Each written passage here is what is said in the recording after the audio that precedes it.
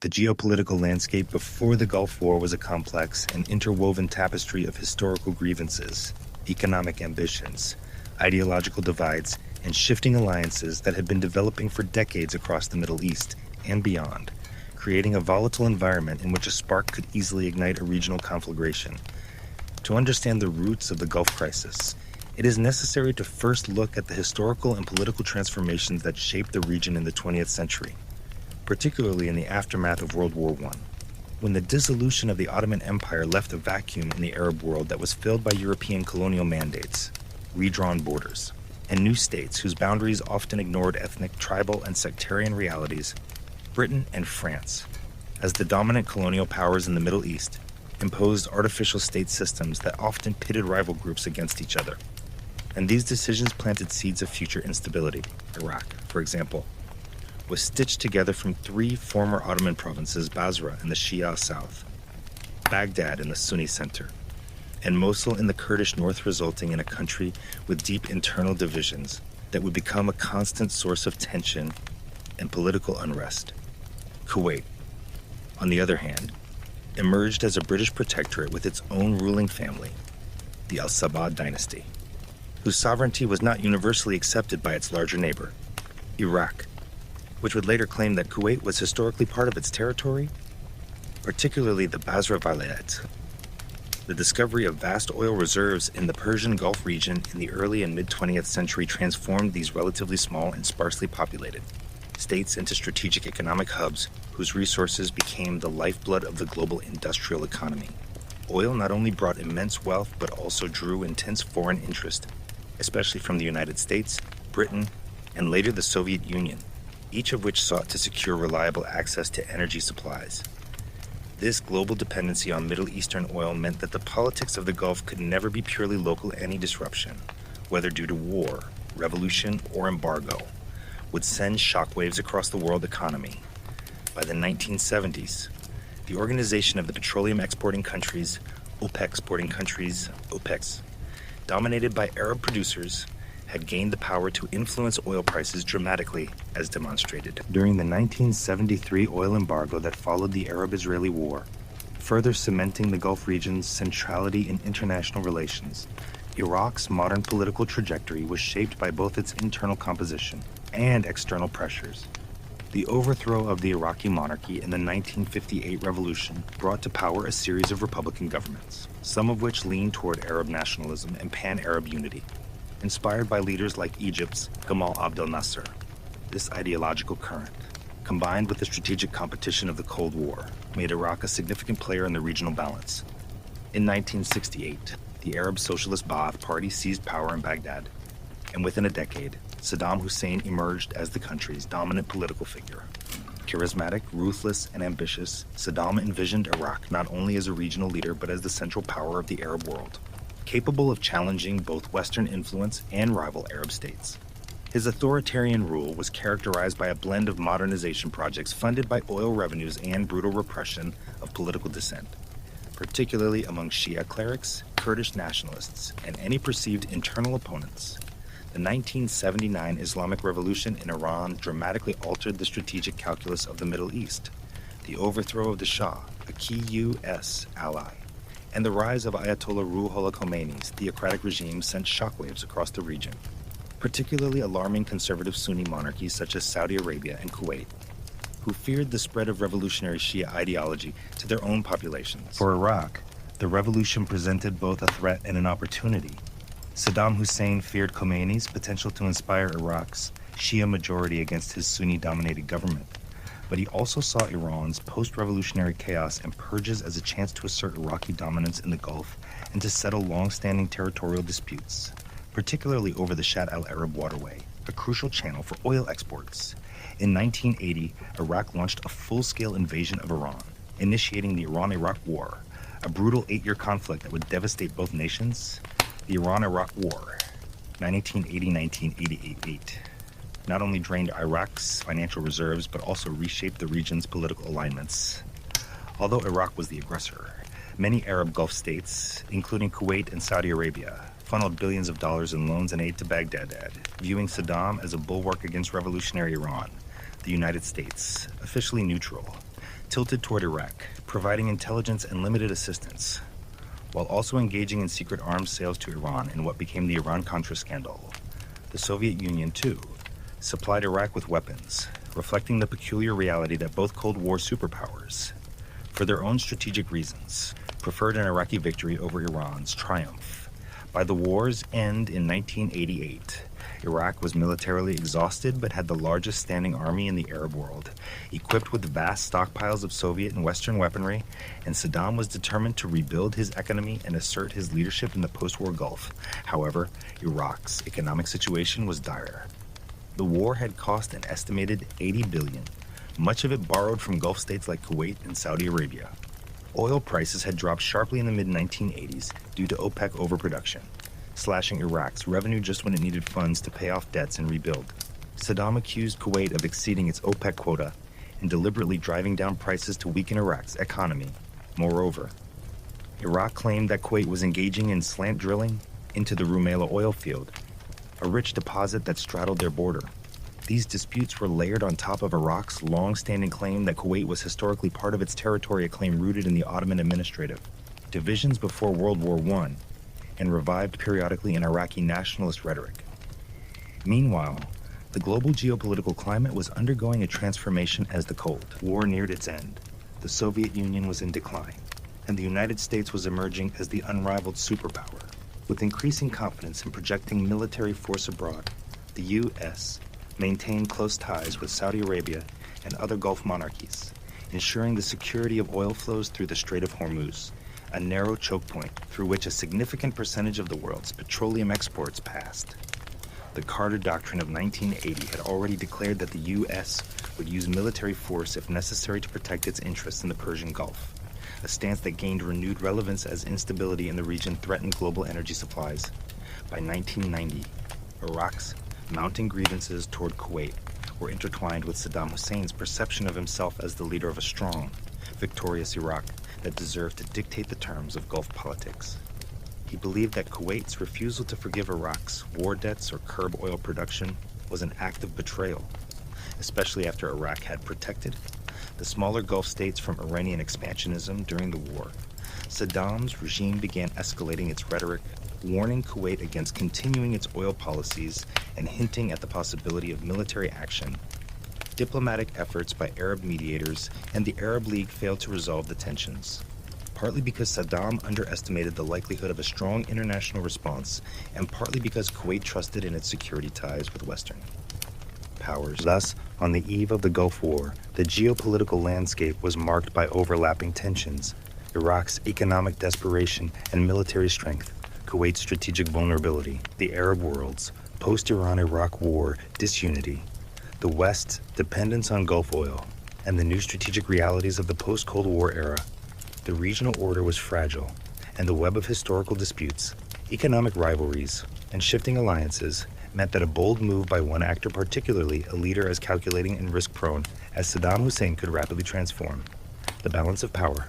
This volatile mix of local grievances and global interests created the conditions in which Iraq's invasion of Kuwait in August 1990 would not only trigger a regional crisis but also draw in a massive international coalition, setting the stage for the Gulf War. The end of the Iran-Iraq War in August 1988 brought relief from the grueling 8-year conflict that had drained both nations of manpower, resources, and morale. But for Iraq, peace did not equate to stability. Instead, the country faced a staggering economic crisis that was arguably as threatening to its survival as the war itself. When Saddam Hussein agreed to the ceasefire mediated by the United Nations, Iraq was left with a shattered economy burdened by war debts estimated at over $80 billion, a ravaged infrastructure, and an economy that had been warped by years of militarization. The war had begun in 1980 with Iraq's relatively healthy economy buoyed by oil revenues from the 1970s boom. But over the course of 8 years, Saddam's government had transformed the state into a war machine that devoured its own reserves.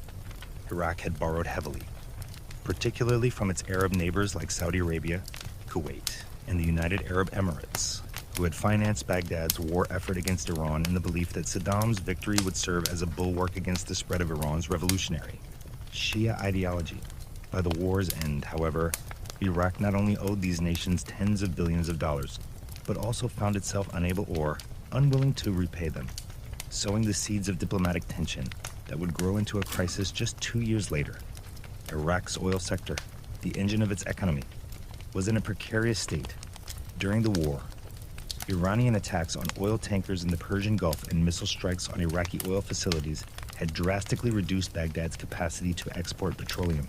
Pipelines to the Mediterranean through Syria had been shut down early in the war due to Damascus' alliance with Tehran, forcing Iraq to rely on vulnerable routes through Turkey and the Gulf.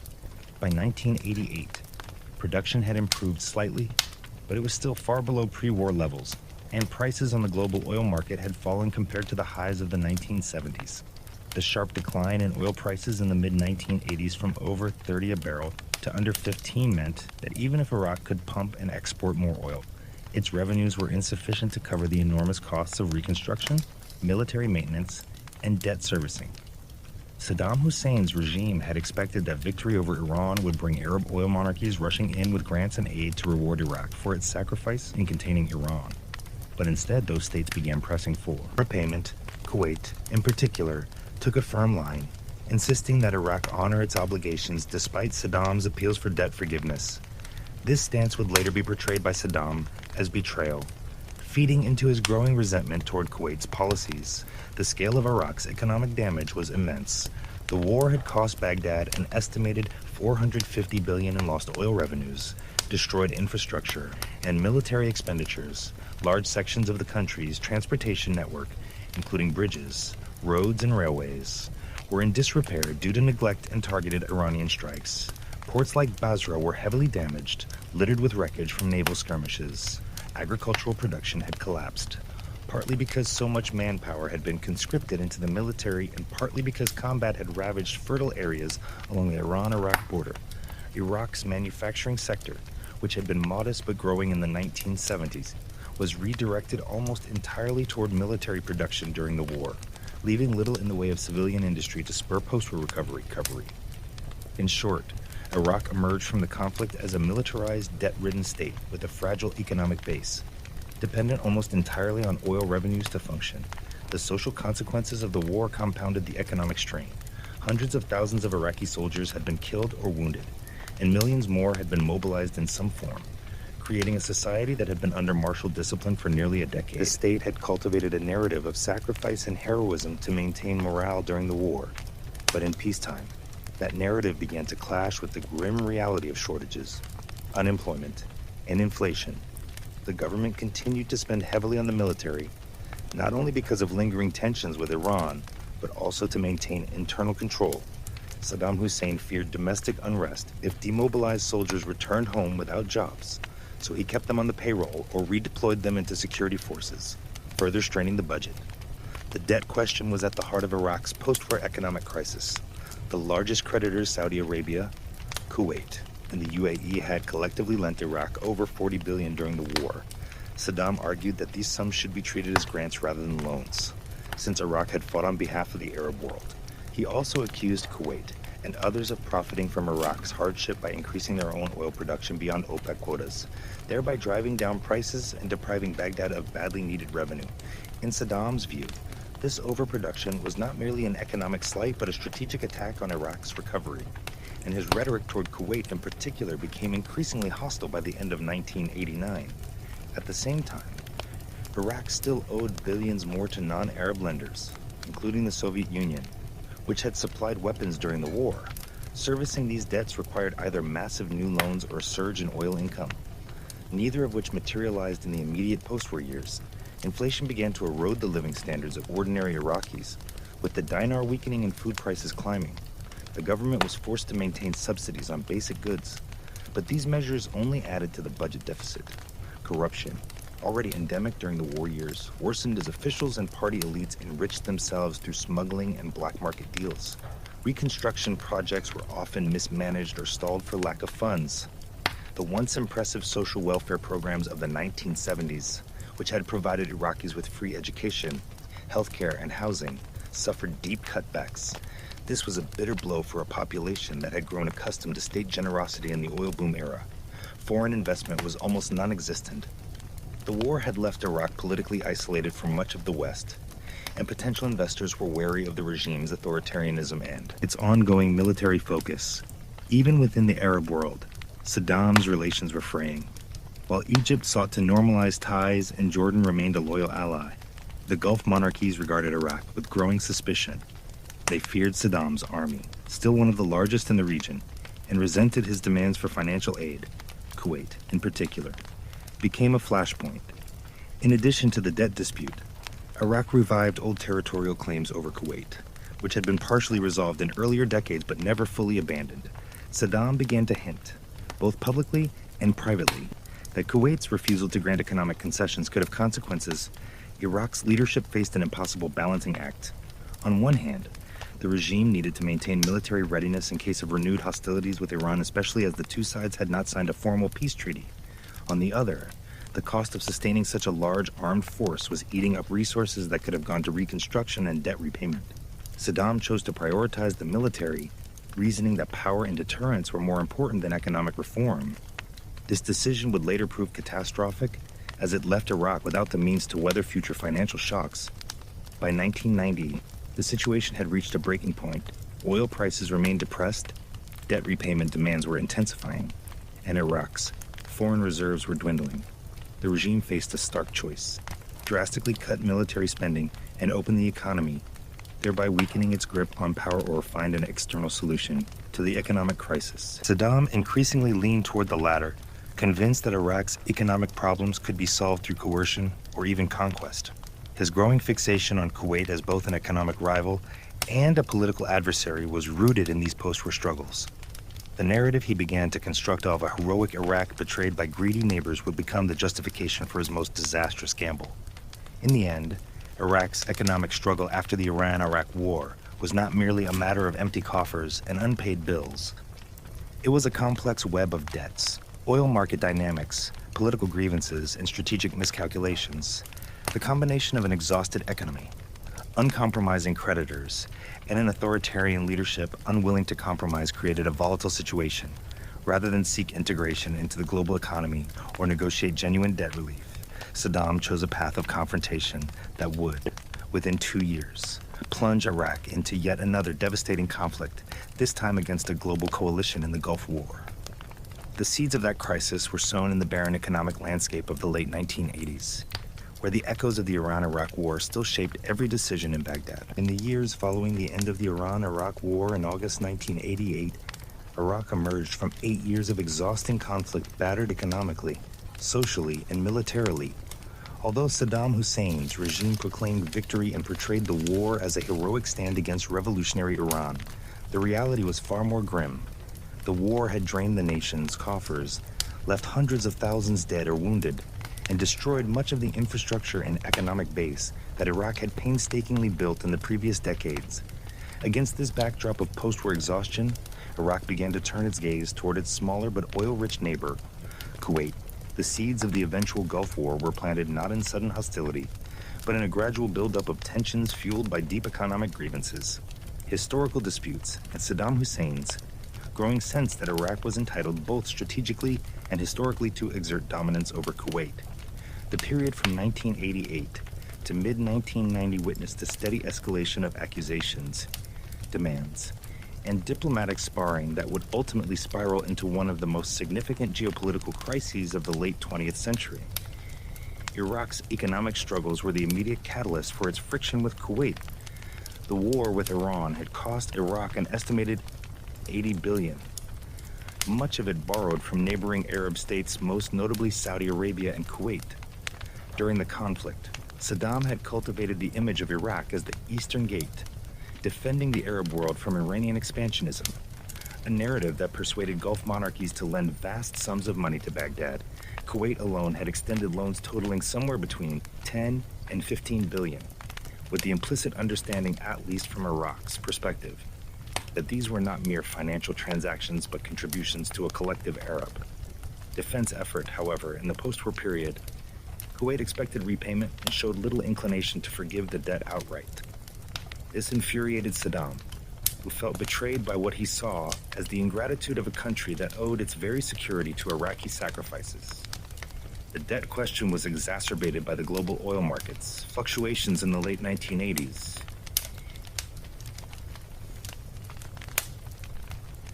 In the wake of the Iran-Iraq War, oil prices had fallen sharply from their early 1,900 ADS highs for Iraq, whose war-damaged economy relied heavily on oil exports. Low prices were catastrophic. Baghdad calculated that it needed oil prices to rise to at least 25 per barrel to generate the revenue necessary to rebuild its shattered infrastructure and pay off its foreign debts. However, Kuwait, along with the United Arab Emirates, had been producing oil above the quotas set by the Organization of the Petroleum Exporting Countries, OPEC. This overproduction flooded the market, driving prices down to as low as $11.14 per barrel. From Iraq's perspective, Kuwait's actions were nothing short of sabotage. Saddam publicly accused Kuwait of waging economic warfare against Iraq by deliberately undermining its ability to recover. The tension over oil production was tied to an older, simmering territorial dispute between Iraq and Kuwait. Iraq had never fully accepted Kuwait's independence in 1961, when the British withdrew from the small Gulf Sheikhdom. Although Iraq had formally recognized Kuwait's sovereignty in 1963 in exchange for financial aid, it continued to harbor ambitions toward the territory, citing historical claims that Kuwait had once been part of the Ottoman province of Basra, which in turn was incorporated into modern Iraq. These claims gained renewed prominence in 1989, 1990, 1990, as Saddam's rhetoric became more aggressive. Iraqi officials began to hint that Kuwait's borders were artificial, and that certain oil-rich areas, particularly the Rumaila oil field, which straddled the Iraq-Kuwait border, rightfully belonged to Iraq. The stage was now set for confrontation in Saddam's calculus. The combination of economic necessity, historical grievance, and perceived diplomatic impunity created an irresistible momentum toward decisive action for Kuwait. The refusal to yield was rooted in its own national pride, sovereignty, and fear that appeasement would only invite further demands. The resulting deadlock made a peaceful resolution increasingly unlikely. The rising tension of 1988-1990 was thus not a single event, but a steadily tightening spiral of economic pressure, political hostility, and military posturing that would, within days of its peak, explode into the Iraqi invasion of Kuwait on August 2nd, 1990, triggering the Gulf War. In the summer of 1990, Iraq's decision to invade Kuwait was the culmination of years of geopolitical maneuvering, deep economic distress, unresolved historical grievances, and the volatile personality of its leader, Saddam Hussein. The move was neither spontaneous nor inevitable. Rather, it arose from a convergence of circumstances that Saddam perceived as both a crisis and an opportunity. To understand the decision fully, one must examine the background factors that pushed Iraq toward this fateful act. The heavy burden of debt following the Iran-Iraq War, the contentious dispute over oil production and pricing, long-standing territorial claims, Saddam's perception of regional power dynamics, and his misreading of the likely international response. This chapter will delve deeply into each of these elements, exploring not just the practical and political motives, but also the psychological and strategic thinking that shaped Saddam's final choice to launch a full-scale invasion of Kuwait on August 2nd, 1990. The Iran-Iraq War had left Iraq in a precarious financial state despite its claim of military victory. The 8-year conflict, 1980-1988, had drained Iraq's treasury, left its infrastructure in need of repair, and saddled it with an estimated $80 billion in debt, much of it owed to neighboring Gulf states such as Saudi Arabia and Kuwait. Saddam Hussein felt that Iraq's sacrifices during the war had benefited the entire Arab world by stopping the spread of Iran's revolutionary Shia Islamist ideology.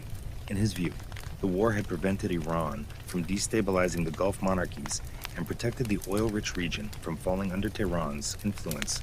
Therefore, Saddam believed that the Gulf state should forgive Iraq's war debts as a gesture of gratitude for its role as the Eastern Gate, defending Arab nationalism. However, Kuwait and Saudi Arabia did not see the debt as a symbolic obligation, but rather as a financial matter, expecting repayment. This divergence in perception would form one of the key irritants in Iraq-Kuwait relations after 1988. At the same time, the global oil market was experiencing turbulence. In 1989 and 1990, Kuwait exceeded the production quotas set by the Organization of the Petroleum Exporting Countries, OPEC. Iraq accused Kuwait of deliberately overproducing oil, which lowered prices on the global market and slashed Iraq's revenues desperately needed to service its debts and rebuild. From Iraq's perspective, this was more than an economic dispute. It was a direct attack on its national recovery. Saddam's regime claimed that Kuwait's actions were part of a conspiracy to weaken Iraq economically. Perhaps under the influence of Western powers, Baghdad demanded that Kuwait reduce its oil output to adhere to OPEC quotas and compensate Iraq for the billions of dollars it claimed to have lost due to depress prices. The situation was further complicated by a simmering territorial dispute over the Rumaila oil field, which straddled the Iraq-Kuwait border. Iraq alleged that Kuwait was engaging in slant drilling, extracting oil from beneath Iraqi territory through advanced drilling techniques. Baghdad insisted that this amounted to theft of Iraqi resources. These accusations provided Saddam with a tangible grievance that he could present to both domestic and regional audiences to justify a hardline stance. Beyond economics and territory, Saddam's ambitions as a regional power broker played a decisive role. He envisioned Iraq as the natural leader of the Arab world, a position that required both political dominance and economic leverage, particularly through control of oil. Kuwait, small in size, but rich in oil reserves and financial resources, was a tempting target. Incorporating Kuwait into Iraq would not only solve Saddam's financial woes by erasing debt and boosting oil reserves, but also give him control of more than 20% of the world's proven oil reserves. This would dramatically increase Iraq's influence within OPEC and enhance its bargaining power on the global stage. Diplomatic efforts to resolve the tensions in mid-1990 proved fruitless. In July, Nebraska negotiations between Iraq and Kuwait, brokered in part by Saudi Arabia, failed to yield an agreement. Saddam escalated his rhetoric, accusing Kuwait of waging economic warfare against Iraq. His tone in speeches and in meetings with Arab leaders grew increasingly confrontational, portraying Iraq as the victim of conspiracies by neighbors who had benefited from its sacrifices in the war with Iran, but now sought to undermine it. A pivotal moment came during Saddam's meeting with April Glaspie, the U.S. ambassador to Iraq, on July 25, 1990. Saddam outlined Iraq's grievances against Kuwait in detail, while Glaspie reportedly indicated that the United States had no opinion on Arab-Arab disputes, a statement later interpreted controversially as a sign that Washington would not intervene militarily if Iraq moved against Kuwait. Whether this was a diplomatic miscalculation, a misunderstanding, or deliberate ambiguity remains debated. But to Saddam, it likely reinforced his belief that an invasion would not provoke a direct U.S. military response. In the days that followed, Iraqi troop movements toward the Kuwaiti border accelerated. By late July, over 100,000 Iraqi soldiers were deployed near the frontier, supported by hundreds of tanks and armored vehicles. While Kuwait continued to believe that the crisis could be resolved diplomatically, Saddam's mind was turning toward decisive action. Iraqi state media intensified anti-Kuwaiti propaganda, portraying the emirate as corrupt, ungrateful, and in league with foreign powers to weaken Iraq. Saddam's final decision to invade was driven by a combination of misjudged calculations. He overestimated Iraq's military invincibility after the Iran-Iraq War, underestimated the resolve of the international community, and assumed that the swift occupation of Kuwait would be met with minimal resistance and quick acceptance. He likely believed that once Iraqi forces controlled Kuwait, the world would eventually normalize relations and accept the new reality, as had often happened with territorial disputes in the past. Thus, in the early hours of August 2nd, 1990, Iraq launched a massive invasion of Kuwait. The operation, swift and overwhelming, saw Kuwait City captured within hours. Saddam declared Kuwait to be Iraq's 19th province, believing that the gamble had paid off. Yet, this decision would prove catastrophic, setting in motion a chain of events that would lead to the Gulf War, the destruction of much of Iraq's military capability, and the beginning of a long period of isolation and hardship for the Iraqi people.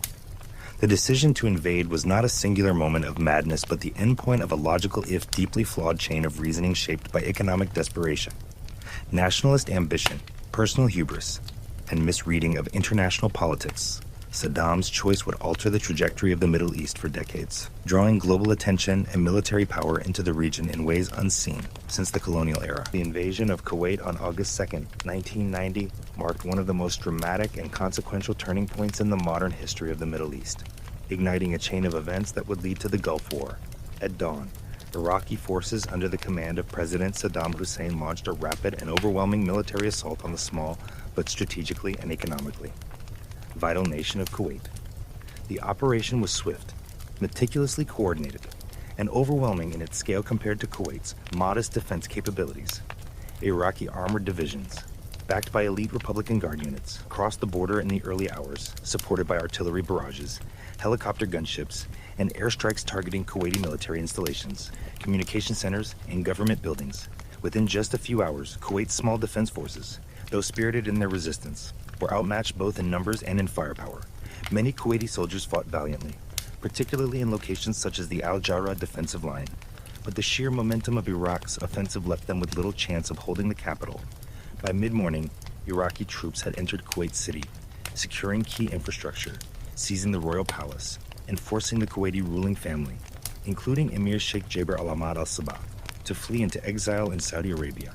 The invasion was not a spontaneous act of aggression, but the culmination of a period of escalating tensions between Iraq and Kuwait over oil pricing, debt repayment, and alleged Kuwaiti overproduction of crude oil, which Baghdad claimed was a deliberate attempt to weaken Iraq's fragile post-Iran-Iraq war economy. Saddam Hussein framed the invasion as both an act of economic justice and a reclamation of what he asserted was historically Iraqi territory, harking back to the early 20th century, when Kuwait's borders were drawn under British colonial influence.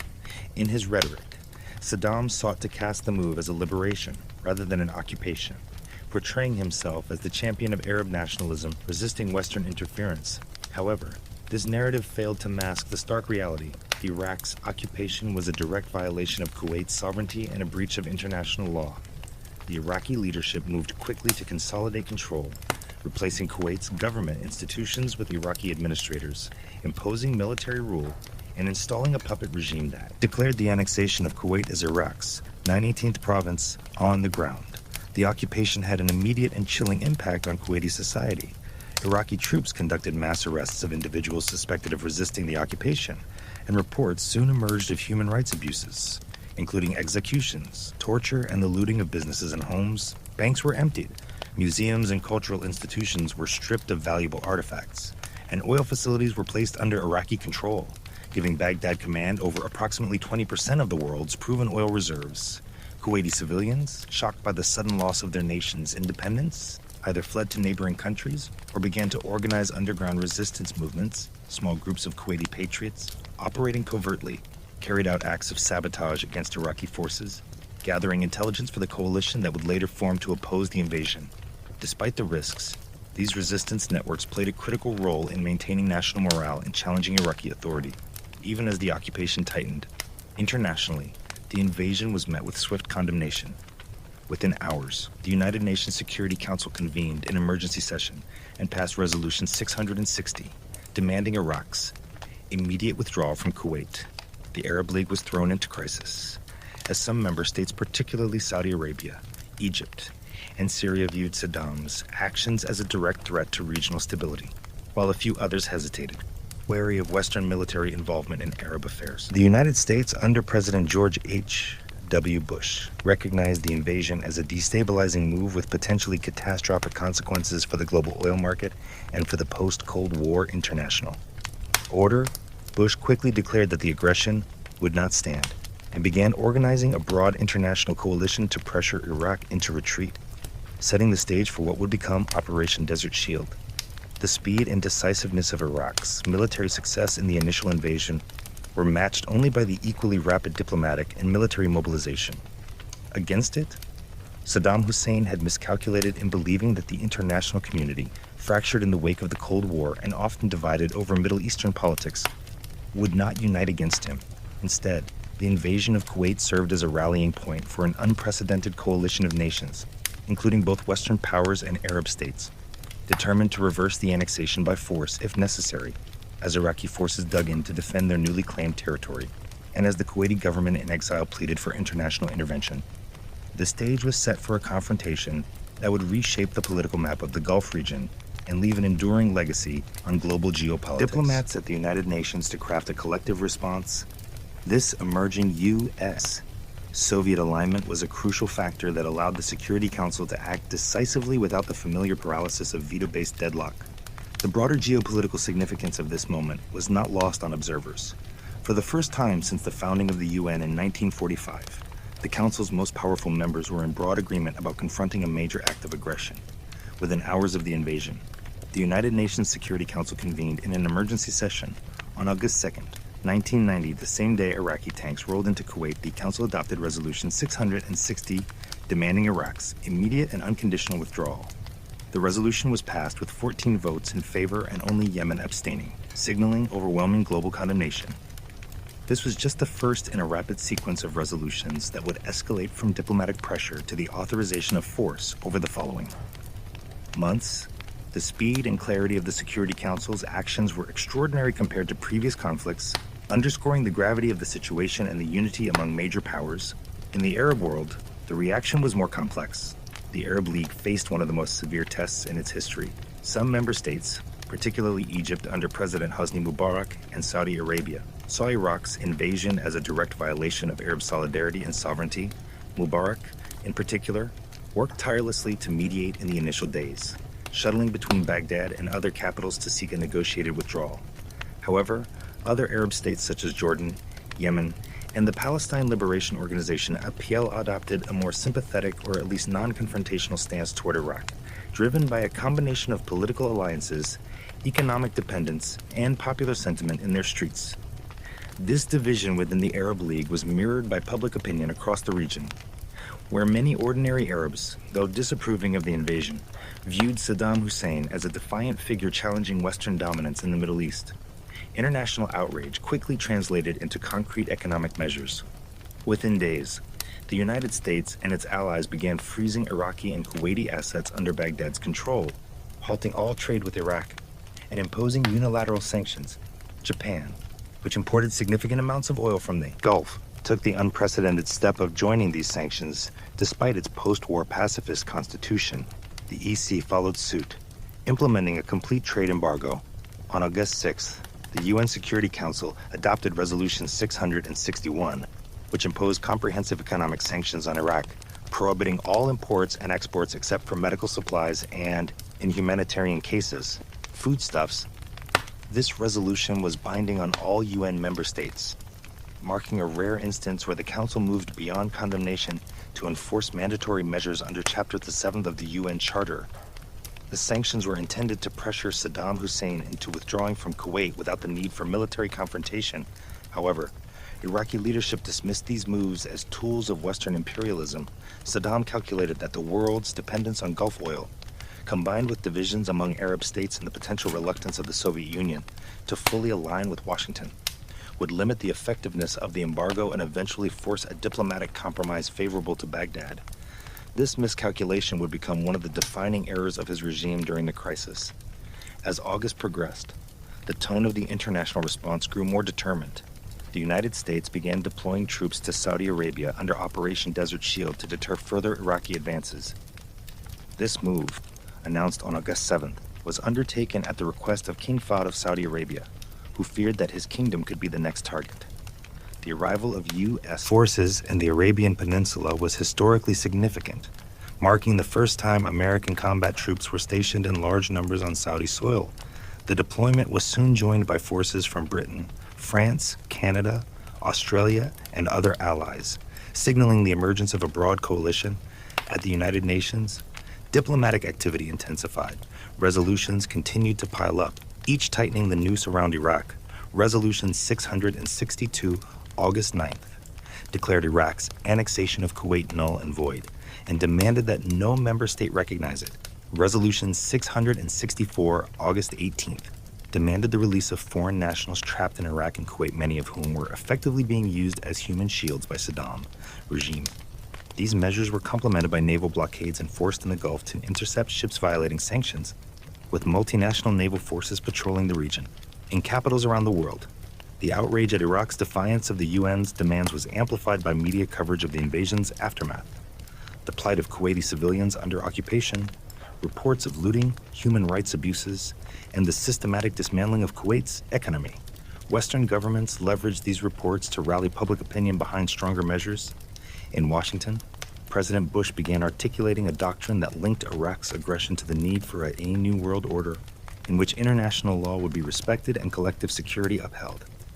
This framing resonated not only with traditional allies, but also with countries in Asia, Africa, and Latin America that had themselves been victims of foreign aggression in the past. By the end of August 1990, it was evident that the UN's initial diplomatic approach, though swift and coordinated, was unlikely to produce an Iraqi withdrawal on its own. The sanctions regime was in place, but Saddam showed no sign of compromise, instead entrenching his forces in Kuwait and integrating the territory administratively into Iraq. As weeks turned into months, the conversation in the Security Council and in Western capitals began shifting from sanctions as the sole tool to the possible use of military force authorized by the UN. This evolution in thinking would culminate later in the year with Resolution 678. But in these early months, the sheer scale of the international outrage and the unprecedented unity of the Security Council stood out as historic. The task of building the multinational coalition that would eventually confront Iraq in the Gulf War was one of the most intricate feats of diplomacy and strategic coordination in modern history. It unfolded in the shadow of Iraq's August 2nd, 1990 invasion of Kuwait, an event that shocked the world but did not automatically guarantee a united response. While the initial condemnation was widespread, transforming outrage into a functional, militarily capable alliance required meticulous effort by the United States and its partners. At the center of this effort was U.S. President George H.W. Bush, whose political instincts, diplomatic skill, and personal rapport with other world leaders proved decisive. He understood that a successful response to Saddam Hussein's aggression had to be more than an American-led operation with a handful of allies it needed. To embody the legitimacy of collective action, backed by the authority of the United Nations, the participation of regional Arab states, and the visible commitment of major global powers. Only such a broad-based coalition could counter Iraqi propaganda that the crisis was simply another instance of Western imperialism in the Middle East. From the first hours after the invasion, Bush and his senior advisors, most notably Secretary of State James Baker, Secretary of Defense Dick Cheney, National Security Advisor Brent Scowcroft, and Chairman of the Joint Chiefs of Staff General Colin Powell, began formulating a two-pronged approach, simultaneously prepare for a military campaign to liberate Kuwait and mount an aggressive diplomatic offensive to secure the widest possible coalition. The diplomatic front was as critical as the military one, for it would determine not only the level of political legitimacy for any intervention, but also the degree to which costs, risks, and responsibilities could be shared among participating nations. The United States knew that a unilateral war to evict Iraq would be politically explosive, economically burdensome, and militarily more difficult without regional basing rights, financial support, and shared manpower. The coalition-building process therefore began with the countries most directly threatened by Saddam's expansionism, Saudi Arabia, the Gulf states, and Egypt. Saudi Arabia was the linchpin of the coalition. Its vast oil reserves, strategic location, and role as custodian of Islam's two holiest sites meant that its decision to host foreign troops would either make or break the coalition's credibility. Initially, King Fahd was cautious, wary of the domestic and pan-Arab backlash that might result from inviting Western forces, particularly American troops, onto Saudi soil. Saddam Hussein sought to exploit this hesitation by assuring Riyadh that Iraq had no designs on Saudi territory and offering to negotiate. But U.S. intelligence assessments, backed by satellite imagery, revealed significant Iraqi troop deployments near the Saudi border. On August 6th, Cheney traveled to Saudi Arabia to personally brief King Fahd on the threat. He brought with him detailed reconnaissance photos showing armored columns poised for potential movement south. The visual evidence, combined with Saddam's refusal to withdraw from Kuwait, persuaded King Fahd that the danger was real and immediate. The very next day, August 7th, he agreed to host U.S. and Allied forces as part of what became Operation Desert Shield. This decision was a turning point in coalition building, providing the staging ground necessary for the defense of Saudi Arabia and the eventual liberation of Kuwait. With Saudi Arabia on board, the USR turned to securing the participation of other Arab states. Egypt, under President Hosni Mubarak, quickly emerged as a critical partner. Mubarak had personally attempted to mediate in the early days of the crisis, flying to Baghdad in a last-ditch effort to convince Saddam to withdraw. When this failed, Egypt aligned with the anti-Iraq camp, both for reasons of regional stability and to maintain its close strategic relationship with the United States. Egypt's participation carried symbolic weight. It was the most populous Arab nation, a leader in the Arab League, and a country with a long history of military involvement in regional affairs in return for Egypt's commitment The United States, along with Gulf states, promised significant debt relief and financial assistance, easing Cairo's crushing economic burdens. Syria's inclusion in the coalition was perhaps the most surprising diplomatic coup. Historically, Syria under President Hafez al-Assad had been an adversary of both the United States and many Gulf monarchies. Damascus had aligned with the Soviet Union during the Cold War and had tense relations with Baghdad, stemming from ideological and personal rivalries between the Syrian and Iraqi branches of the Ba'ath Party. Yet these tensions with Iraq proved advantageous to the coalition. Assad saw an opportunity to weaken Saddam, improve relations with Washington, and secure Arab League legitimacy for his position. In October 1990, Syria sent a contingent of troops to join coalition forces in Saudi Arabia, a move that shocked many observers and demonstrated the extraordinary political realignment the crisis had triggered. Beyond the Arab world, the United States sought the involvement of key allies in Europe and Asia. Britain was an early and steadfast supporter, with Prime Minister Margaret Thatcher urging Bush to take a hard line against Saddam and pledging British forces to the mission. France, despite its previous cordiality with Iraq, also committed troops and equipment, recognizing the broader stakes of upholding international law and maintaining Gulf stability. NATO allies such as Canada, Italy, Spain, and the Netherlands contributed naval and air forces, enhancing the multinational character of the effort. Even countries with no direct strategic interest in the Gulf, such as Argentina and New Zealand, joined the coalition, signaling the global reach of the anti-Iraq consensus. One of the most notable aspects of the coalition was the participation of non-traditional partners from Asia. Japan, constrained by its post-war constitution from engaging in combat, provided substantial financial support, contributing billions of dollars to offset the costs of the operation. South Korea, seeking to strengthen ties with Washington and demonstrate its capabilities as a responsible global actor, dispatched troops and equipment. These contributions reflected not only solidarity with the United States, but also recognition of the importance of stable oil supplies to the world economy. Financing the coalition effort was a colossal undertaking. The cost of deploying and sustaining hundreds of thousands of troops, operating an armada of ships, and maintaining a massive airlift was staggering. To mitigate this burden, Washington embarked on an intensive campaign to secure financial commitments from wealthy states, particularly in the Gulf, Saudi Arabia, Kuwait in exile, and the United Arab Emirates provided the largest shares, covering tens of billions of dollars in expenses. Germany and Japan, while not sending combat troops, also contributed significant funds, in part to deflect criticism of checkbook diplomacy, and in part to reinforce their standing as responsible economic powers.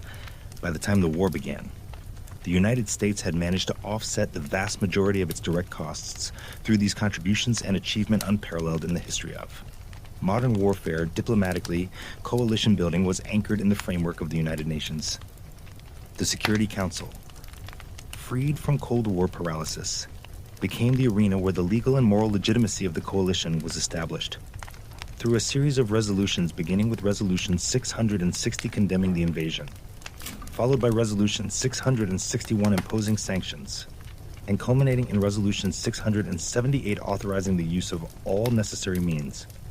If Iraq did not withdraw by January 15, 1991, the UN provided a mandate that coalition leaders could point to as evidence that they were acting not unilaterally but on behalf of the international community. This UN imprimatur was vital in persuading hesitant nations to participate, as it insulated them from domestic criticism and charges of serving as pawns in an American-led adventure. Building and sustaining the coalition also required constant attention to narrative and perception. Saddam Hussein sought to portray the crisis as a struggle between the Arab world and Western imperialism, framing himself as the defender of Palestine and the champion of Arab dignity. To counter this, the coalition emphasized the Arab participation in its ranks, regularly showcasing the contributions of Egyptian, Syrian, Saudi, and other Muslim-majority countries. Care was taken to present the mission as one of liberation, not occupation, and as limited to restoring Kuwaiti sovereignty rather than imposing regime change in Iraq, a point that would later shape the decision to end the war after. The liberation of Kuwait rather than push on to Baghdad. By the close of 1990, the coalition numbered over 30 nations, with forces deployed across the Gulf region and naval units patrolling its waters. This unprecedented alignment of countries from NATO members to Arab states, from Asian economic powers to smaller nations seeking a role in upholding the post-Cold War order, was a testament to the success of the diplomatic offensive.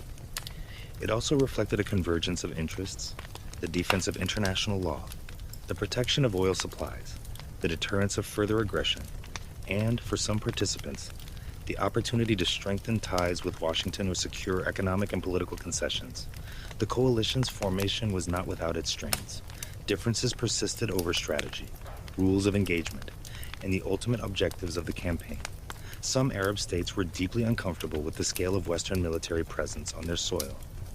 Others worried about the potential for the conflict to spiral into a broader regional war, particularly if Israel became involved in retaliation for Iraqi provocations. Managing these concerns required deft diplomacy, continuous consultation, and a willingness by the United States to accommodate differing perspectives while keeping the coalition's core mission intact. Yet despite these challenges, the coalition held together, an achievement that would prove decisive when the January 15th deadline passed without an Iraqi withdrawal and Operation Desert Storm commenced. The groundwork laid in the second half of 1990 through tireless shuttle diplomacy, economic coordination, military planning, and political messaging ensured that the war to liberate Kuwait would be fought not by a single superpower acting alone, but by a broad and diverse array of nations united by a common cause. The coalition was both a military instrument and a political symbol, a demonstration of what could be achieved when the world's nations rallied behind them. Principles enshrined in the UN Charter and committed to collective security in the post-Cold War era. The launch of Operation Desert Shield on August 7, 1990, marked the decisive shift from diplomatic protest and economic sanctions to a visible, large-scale military presence in the Gulf, aimed at deterring further Iraqi aggression. Just 5 days earlier, on August 2nd, Saddam Hussein's armored columns had swept into Kuwait, seizing the tiny emirate in a matter of hours and announcing its annexation as Iraq's 19th province. The shock of that act reverberated globally, but for the United States and its key allies, the more immediate fear was that Saddam's ambitions would not stop at Kuwait's southern border. Intelligence assessments from U.S. Central Command, CENTCOM, indicated that significant Iraqi forces were massing along the frontier with Saudi Arabia. The prospect of Iraqi divisions rolling into the oil-rich eastern province home to the bulk of Saudi Arabia's petroleum infrastructure and just across the Gulf from Iran was unacceptable not only for regional security but for the stability of the entire global economy. The defense of Saudi Arabia, therefore, became the first operational priority, and Desert Shield was conceived as the rapid deployment of forces to achieve that goal. President George H.W. Bush's decision to order American troops to Saudi soil was not taken lightly. The presence of large numbers of non-Muslim foreign soldiers in the kingdom carried obvious political sensitivities, particularly given Saudi Arabia's role as custodian of Mecca and Medina. Any such deployment risked inflaming public opinion across the Arab and Islamic world and could be exploited by Saddam Hussein as propaganda, casting the crisis as a Western crusade against Islam rather than a collective effort to reverse aggression. Thus, before making his move, Bush sought explicit permission from King Fahd. On August 6th, Defense Secretary Dick Cheney flew to Riyadh with General Norman Schwarzkopf, CENTCOM commander, to present the Saudi leadership with intelligence showing the scale of the threat. The reconnaissance imagery revealed armored brigades, artillery units, and logistical elements in southern Iraq, positioned within striking distance of the Saudi oil fields and key port facilities. Fahd, initially reluctant, was persuaded by the evidence and by Cheney's assurances that the deployment's sole purpose was defensive, with the king's consent secured. Bush announced the commencement of Operation Desert Shield the following day. The speed of the U.S. response was extraordinary. Within hours of the presidential order, elements of the 82nd Airborne Division began boarding transport aircraft bound for Dhahran. This rapid reaction force, light on heavy equipment but quick to deploy, served as a tripwire. Defense, its mission was not to halt a full-scale Iraqi invasion, but to signal that any attack on Saudi Arabia would bring immediate confrontation with U.S. forces. The initial deployments were soon reinforced by Marine units, mechanized brigades, and supporting air assets. Carrier battle groups moved into position in the Gulf and Red Sea, providing both air cover and strike capability if needed. By the end of August, tens of thousands of U.S. personnel were in theater, with numbers growing steadily in the following months. For CENTCOM, Desert Shield posed immense logistical challenges. The Gulf region lacked the large-scale infrastructure that might have made rapid deployment easier. Ports and airfields had to be expanded, supply lines secured, and pre-positioned equipment moved into place. The extreme heat and sand-laden winds of the desert environment tested both personnel and machinery. Every gallon of fuel, every meal, every spare part had to be shipped across thousands of miles, often through multiple transit hubs. This required a massive sea lift operation U.S. Maritime Administration vessels, chartered commercial ships, and military sea lift command cargo carriers transported tanks, armored vehicles, artillery, helicopters, and mountains of supplies. The scale of the effort rivaled the logistical feats of World War II's Red Ball Express or the Korean War's Incheon buildup. In parallel with the physical deployment came the careful management of coalition sensitivities. Desert Shield was not solely an American operation. From the outset, Washington sought to integrate Allied forces into the mission. British Tornado squadrons, French Jaguar aircraft, Egyptian mechanized units, and Syrian contingents began arriving in Saudi Arabia in late summer 1990, adding to the multinational character of the defense. These contributions had both practical and symbolic value. They enhanced military capability while undermining Saddam's attempts to frame the standoff as the West versus Iraq. Particularly important was the presence of Arab and Muslim majority states, forces, which reassured Saudi citizens and the broader region that this was not an occupation but a legitimate defense against aggression. The rules of engagement during Desert Shield were deliberately defensive. Coalition forces were authorized to protect Saudi territory and respond to any Iraqi incursion, but they were not to conduct offensive operations into Kuwait or Iraq. This was in line with the political strategy, to give economic sanctions and diplomatic pressure a chance to compel Saddam to withdraw without bloodshed, while maintaining a credible military deterrent should those measures fail. This dual-track approach military readiness combined with diplomatic patience reflected the thinking of Bush and his senior advisors, who recognized that premature offensive action might fracture the coalition, alienate hesitant partners, and undermine the legitimacy afforded by the United Nations, while the soldiers, sailors, airmen, and Marines settled into their desert camps. The psychological dimension of Desert Shield unfolded. Saddam Hussein sought to turn the Arab Street against the coalition by exploiting religious and nationalist sentiment. His propaganda emphasized the presence of infidel troops in the land of the two holy mosques and linked the crisis to the unresolved Israeli-Palestinian conflict, presenting himself as the champion of Arab resistance. State-controlled Iraqi media beamed these messages across the region, while Baghdad hosted carefully choreographed press tours showing Western hostages in supposed comfort, attempting to counter reports of brutality in occupied Kuwait. The coalition, for its part, mounted its own information campaign, highlighting Saddam's violation of Arab sovereignty, his disregard for Islamic prohibitions against aggression, and the multinational nature of the forces arrayed against him. By the autumn of 1990, Desert Shield had transformed the Gulf into one of the most heavily militarized regions on the planet. Air bases in Saudi Arabia, Qatar, and the UAE bustled with activity as squadrons of fighters, bombers, tankers, and surveillance aircraft arrived. Naval task forces patrolled the Gulf and the Red Sea, enforcing UN sanctions and conducting maritime interception operations to prevent Iraq from smuggling oil or importing prohibited goods. On land, defensive positions were established along the Saudi-Kuwaiti border, complete with berms, trenches, and minefields. War games and joint exercises tested interoperability among coalition partners, ironing out differences in communication systems, tactics, and command structures. Even as Desert Shield progressed, its ultimate outcome remained uncertain. The sanctions regime was in place, and diplomatic efforts, most notably at the United Nations, continued to press Iraq for compliance. Yet Saddam showed no sign of yielding. His forces dug into Kuwait, fortifying positions, laying minefields, and constructing elaborate defensive lines. Analysts debated whether sanctions alone could achieve the coalition's goals or whether a transition to offensive operations would eventually be necessary behind closed doors. U.S. military planners refined war plans that would later form the basis of Operation Desert Storm. Even as the public posture remained one of patient deterrence, Saddam Hussein's reaction to the unprecedented military, political, and economic pressure arrayed against him in the latter half of 1990 was not one of retreat, but of calculated defiance. From the moment Iraqi tanks rolled into Kuwait on the 2nd of August, through the buildup of coalition forces under Operation Desert Shield, and into the bitterly cold first weeks of 1991, Saddam's public and private stance was consistent. He would not withdraw. He would not bow to United Nations resolutions, and he would frame the crisis on his own terms, to the outside world, particularly to Washington, London, Paris, and Riyadh this obstinacy seemed reckless, even suicidal. Yet to Saddam, defiance was not merely a matter of personal pride.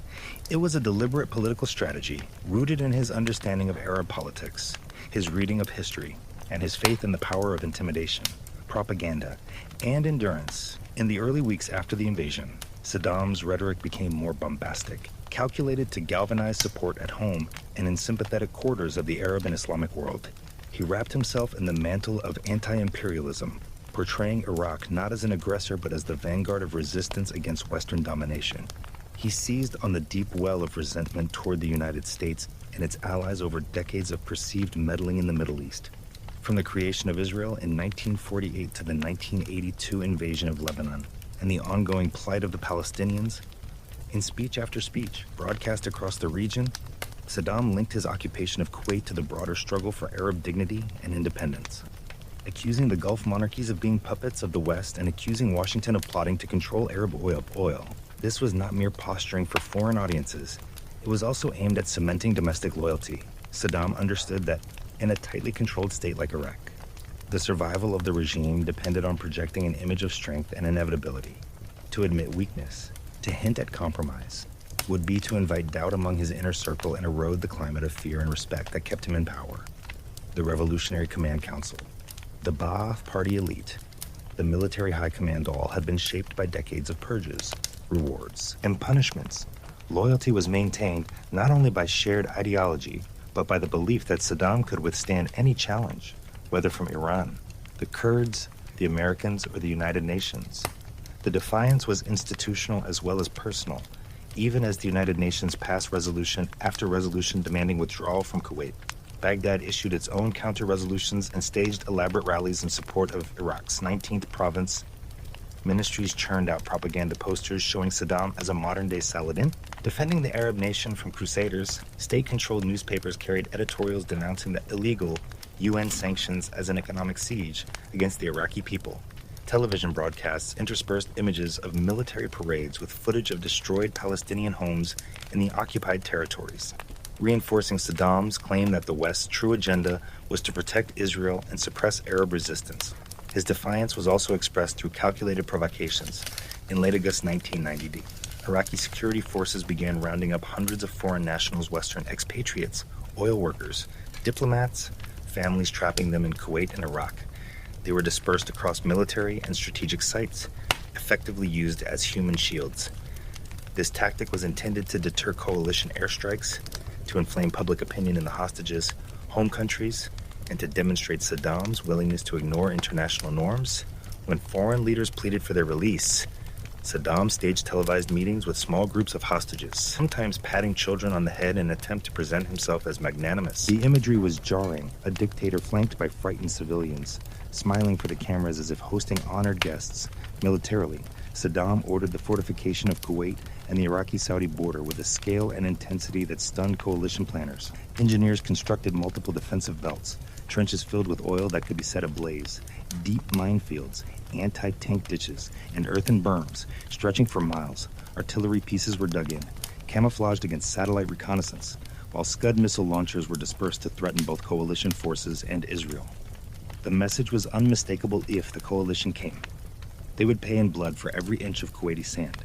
This was consistent with Saddam's belief, forged during the Iran-Iraq War, that protracted conflict and high casualties could sap an opponent's will. Even if Iraq could not win in conventional terms, Saddam's confidence was bolstered by his reading of international politics. He gambled that the coalition arrayed against him was fragile, held together only by temporary outrage at his invasion. In his view, the diverse membership of Arab states, Western powers, and even former Cold War rivals would fracture under pressure, particularly if the conflict dragged on or if he could provoke Israel into entering the war. The latter goal was of particular strategic importance. Saddam knew that an Israeli military response to Iraqi missile attacks would alienate Arab coalition members, especially Syria, Egypt, and the Gulf states, possibly collapsing the alliance. Thus, the deployment of Scud missiles capable of reaching Tel Aviv was not merely a military threat, it was a political weapon. The sanctions regime imposed by the United Nations was another test of wills. By the autumn of 1990, Iraq's oil exports had been cut off, and its access to foreign currency severely curtailed, food, medicine, and spare parts became scarce. Yet Saddam used the suffering to rally nationalist sentiment. Rather than yield, he framed the shortages as evidence of Western cruelty, declaring that Iraqis would endure 1,000 years of hunger before surrendering their sovereignty. At the same time, he worked to undermine the sanctions through smuggling, covert trade with sympathetic states, and manipulation of humanitarian concerns. As Desert Shield progressed into the winter, Saddam's defiance took on a performative quality, as though he were engaged in a high-stakes chess match played before the eyes of the Arab street. He granted interviews to Western journalists, confident in his ability to dominate the narrative. In these sessions, he appeared calm, even affable, dismissing the possibility that the United States would actually launch a ground war. He cited Vietnam as proof that Americans lacked the stomach for prolonged casualties and hinted that Iraq's battle-hardened army, fresh from 8 years of war with Iran, could withstand anything the coalition might throw at it. Behind the bravado, however, there were signs of strain. Iraq's economy was in freefall, and discontent simmered among conscripts and civilians alike. Yet Saddam calculated that internal unrest could be suppressed, as it had been before, and that external pressure could be endured until divisions among his enemies emerged. His entire strategy was predicated on the belief that time was on his side, that the world would grow weary of the standoff, and that the new status quo with Kuwait absorbed into Iraq would eventually. The opening minutes of Operation Desert Storm on the night of January 17, 1991, were the culmination of months of build-up, planning, and political maneuvering. When the last hours of the United Nations' January 15th withdrawal deadline expired without so much as a hint of Iraqi compliance, President George H.W. Bush gave the order to commence offensive operations. The decision marked the transition from Operation Desert Shield, the defensive phase that had contained Saddam Hussein's forces since August 1990, to the full-scale offensive campaign designed to liberate Kuwait and neutralize Iraq's ability to wage war. For military planners, the first stage of that campaign was to be an overwhelming air assault, a meticulously orchestrated sequence of strikes aimed at blinding, crippling, and paralyzing the Iraqi military before a single coalition soldier crossed the border. The strategic concept for the air war was largely the brainchild of late Gen. Charles A. Horner, commander of U.S. and Allied air forces in the Gulf, working within the broader operational framework crafted by General H. Norman Schwarzkopf, CENTCOM's commander. From the beginning, they envisioned a campaign that was not a gradual escalation but a shock and awe opening blow. Borrowing lessons from Israel's success in the 1967 Six-Day War, NATO air doctrine, and the emerging possibilities of stealth technology, Horner's team sought to destroy Iraq's command and control networks, air defense systems, communications hubs, and leadership targets in the very first hours. Without those, Iraq's massive army in Kuwait, more than 500,000 strong, would be cut off, demoralized and far less able to resist the ground phase to come. Preparation for the air campaign had been exhaustive. For months, reconnaissance aircraft, satellites, and electronic intelligence gathering systems had mapped Iraq's military infrastructure in extraordinary detail. Target lists were refined through countless iterations, incorporating inputs from Air Force, Navy, Marine, and Allied air planners. The final plan called for more than 250 fixed targets, ranging from radar stations and airfields to Republican Guard barracks and missile launch sites. Each was assigned specific weapons, delivery platforms, and timing sequences to avoid fratricide and maximize impact. The campaign's architects divided the air war into 4 overlapping phases. The first coalition aircraft to enter Iraqi airspace on January 17th were not traditional bombers, but stealthy F-117A Nighthawks. Their angular shapes and radar-absorbing skin, rendering them nearly invisible to Iraqi radar, flying out of Al-Udeid and King Khalid air bases.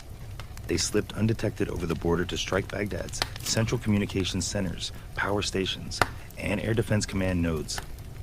The stealth jets were accompanied by Tomahawk cruise missiles launched from U.S. Navy ships in the Persian Gulf and Red Sea, each missile following a pre-programmed terrain-hugging routing route to its target with uncanny precision.